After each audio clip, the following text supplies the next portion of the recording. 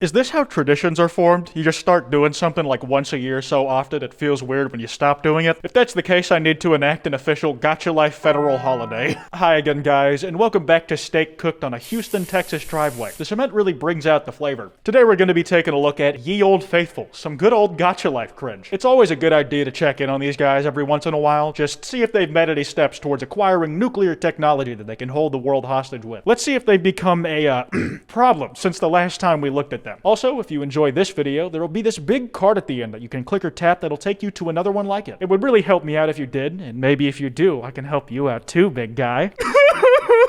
Now everyone now knows that I'm a Yahtzee. Well, first post in, it seems like they may have that interest in developing nuclear technology after all. It's posts like these that remind me a lot of the supposed gacha cringe getting shared around is bait, and thankfully there's this handy little guide that got posted to hold our hands through the do's and don'ts of fake versus real gacha cringe. Since you fucks don't know how to identify what is and isn't bait, here is a link chart. Damn, that is really aggressive. Not bait. Just horny and or misinformed kids who think it's cool. Caleb, I'm lesbian. Liam, big, top, single. Bait. Wake up. No normal person would make this. They make this with the sole intention to try and piss you off. Stop fucking posting them. Because he sacrificed his family, Satan will let Flincher go to heaven. No, but in all seriousness, nobody actually cares. Jack's dad. Jack, please come in here. It's probably missing some context that would make them stranger, but as they are, they just seem like normal, if a bit blunt sentences to me. My favorite thing about this post, though, is how genuinely angry it is over folks posting the supposed bait to the sub. Stop fucking posting them, he pleads. Where I'm of the personal opinion that you should keep posting them, because even if they're fake, it does not make it any less funny to read if I'm completely ignorant to that. You guys know me, I do not pursue the truth, I pursue a quick laugh and some easy ad ref. Annoying AF, divorced parents, anger issues, short AF, obsessed with anime, loves food, will slaughter if you take her food, doesn't share. This is probably a joke I've made before, but it's not my fault that history repeats itself. I just hope, for the sake of whoever made this post, it does not fall into the wrong hands. This list reads like that of a self-insert character, and if your local school tormentors find this, you have given them an itemized list of things to bully you for. It's not right of them to do, but they will stick a thumb into that open wound that is your parents' recent divorce and twist that shit. Meet my brother, Joe. Hi guys, and then there's some silent tension, and then she goes in for a kiss on the cheek. I did not need to see that, but it is kind of a running theme in the gacha community for people being confused as to whether someone is their brother or their boyfriend. I don't know where it started, but it's weird that it happens so often in media that it can be safely classified as a genre trope. Jackson, sexuality, gay, gender, male, job, new school principal, and stripper? Hobbies, basketball. Yeah, it sure sounds like he dribbles balls alright. It's not even the fact that they are a stripper who is also a principal, it's the thought process of how you get to that combinations of professions that astounds me. A lot of these posts are randomly generated in a way that only stuff from the mind of a barely sentient child can be. Just a bunch of different pieces of data inputted with little to no context or understanding, and then outputted into the Gacha Life game. I just realized when I start watching Creepypasta, I start to lose myself. I'm out of control every time I'm holding a knife. I want to throw it to my dad and brother. I feel I want to kill someone. The reaction to Creepypastas has really changed in the youth in recent years. Back when I first heard about Sonic EXE, my impulse was not to start killing shit, it was to start shitting myself. These kids want to get violent, whereas I was too scared to get out of my bed because I thought the Ben Drown statue was actually gonna kill me. Just straight up eat me alive with those fucking chompers of his. I hate you, sis. I hate you too. Then the little sister runs off. This storming off after an argument stuns the older sister for some reason, as if that's not a thing little kids do. She chases after her in regret or some other emotion that makes you do the funky face she's got on. And suddenly, the little sister's been killed by vehicular manslaughter. I imagine Doc Ock is somehow involved because a miniature sun has just generated in the dead of night here in this alleyway. And you know, tragedy strikes at the most random of times. Life is fleeting, and we don't control when or how it ends. And in that way, the older sister got really lucky, because that car looks nice as hell, so she can definitely sue her sister's killer for a pretty penny. Step 1 on how to clean a big baby with a big diaper. Making someone look at this image should be a crime. It's assault with a deadly weapon, because seeing this thing is like getting my eyes stabbed into. All the colors in it are making me do the LSD anime eyes, and that is almost enough to distract you from the fact that whoever made this image went into the gacha screenshot and manually drew in the lump of poo in the pants, as well as the shit stain that came as a result of that lump of poo. The guy in the foreground is just magically summoning the stench from the other dude's poo into himself to use as a later point in time. Hello, I'm blank, blank, and I'm a gacha inflator, and you can give me requests. And someone apparently did ask for a request. You know, I like to let people's business be their business, but I still personally do not understand how the first inflation fetish came into existence. Somebody was just filling up the air pressure on their car one day, saw the thing get bigger, and suddenly they were bricked up. Oh yeah, that's my shit right there. They must be having a hell of a time with how the dollar value is going up right now. It's inflation central right now. Beats wife. Why did you hurt mommy? Because I love her. You never hurt me. Does that mean you don't love me? I love you. Winds up fist. Beats child with smirk on face. Fast forward time skip, I think. Laughing. If I love you was a promise, would you break it if you're honest? The image quality just shits the bed on the last image, but the text is crisp and clear. Honestly, with the way it's written with all the emojis after each line, it seems like one of those ironic copy pastas you'd see in a meta TikTok comment section. Truthfully, I have no idea how we got here. Like, I'm not even sure what the narrative I'm meant to take away from this is. Father shows child that violence is an expression of love, and then she carries that with her into the future? But I don't even know if that's the same character in the later panels. They really need to work on their narrative framing here. How Batman and Joker fell in love. And it's 50 minutes long? Jesus Christ. If you brushed up on the production quality a bit, this could be a real DC animated feature. Also, if you guys didn't know, it is kinda true. The Joker has long been portrayed as having homoerotic feelings for the Batman. In the Death of the Family storyline, if I'm remembering correctly, the Joker wants to kill everybody in Bruce Wayne's life so that it can go back to the good old days when it was just him and Batman. He wants the guy all to himself, and he's a very jealous lover. In fact, it's a plot point in a lot of series that he'd ditch Harley Quinn any day for him. So whether you like it or not, this gacha video is canon compliant.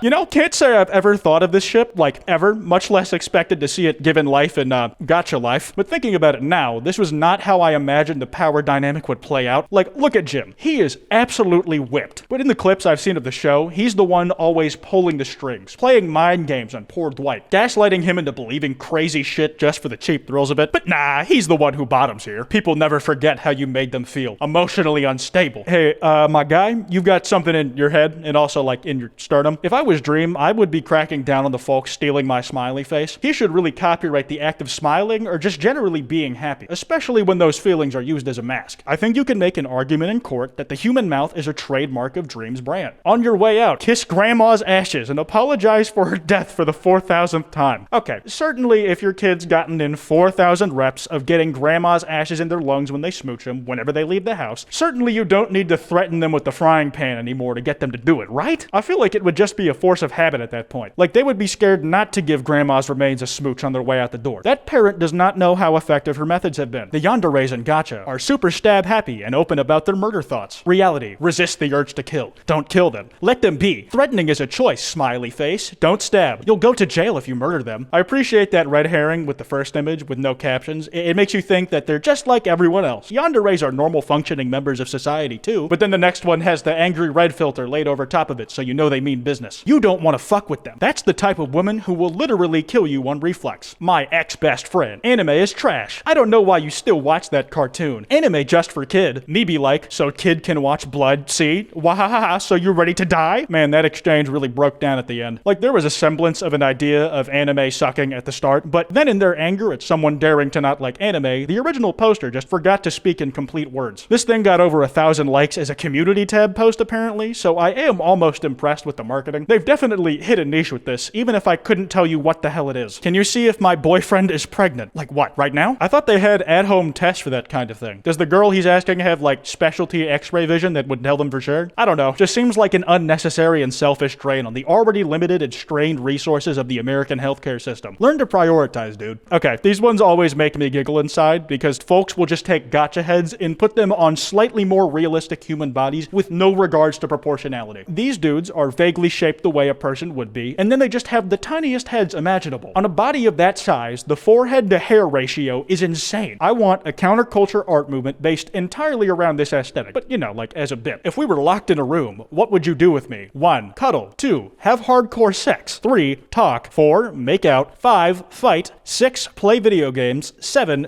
Grape me. 8. Kill me. 9. Leave me. 10. Tie me up. I feel like some cursed shit exactly like this has existed as long as fandoms have have been on the internet, at least since the inception of DeviantArt. The only things that really change over time are the little characters that hang out next to the options on the prompt. Even Facebook moms have this kind of thing with minions. In the fucking intensity of the choices. Like, these vary from doing everyday hanging out after school type shit to actual federal crimes. Talk about range. South Korea. Japan will love the gift, but it was too late. Japan and China were already dating. I loathe that I've mentioned this god-awful show more than once in a video of mine, but they somehow brought Hitalia Axis power shipping into the modern era. This is like those country ball things, except used for educational purposes way less often. China's haircut does look great here though. Ugh, good grief. Well, I think we're in the clear for at least a little bit. No progress that I can tell has been made on the Gacha Life community's attempts to secure a nuclear warhead, so I'm gonna wrap this one up here. That card I was talking about should be on screen now. Feel free to click it. If you guys enjoyed, be sure to drop a like and subscribe, and remember, don't go after anyone I talked about in this video. You look like a chump when you do, and it's a waste of time. Anyways, this has been Kwite, and I'll see you? Question mark.